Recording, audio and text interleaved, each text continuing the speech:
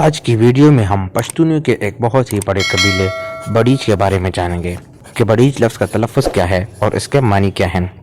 بڑیچ لفظ کا تلفظ کئی طرح سے کیا جاتا ہے۔ مخزن الافغانی میں اس کا تلفظ بڑی ہی کیا گیا ہے۔ مخزن الافغانی 1612 کی تصنیف ہے۔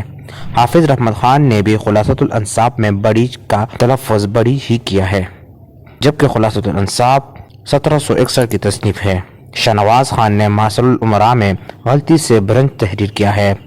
رستم علی بجنوری نے قصہ و احوال و روحیلہ میں اس کا تلفظ برہنج کیا ہے، جو کہ ہندوستانی تلفظ ہے۔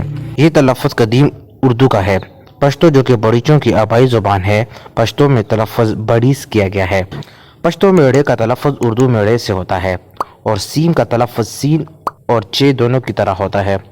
چنانچہ خان روشن خان نے اس کا تلفظ بڑیس اور بڑیچ دونوں طرح سے کیا ہے، چنانچہ اصل تلفظ اس کا بڑیچ اور بڑیس ہے۔ فارسی اور قدیم اردو میں یہی لفظ بڑیچ، بہریچ اور بڑیچ کا تلفظ بھی استعمال ہوا ہے۔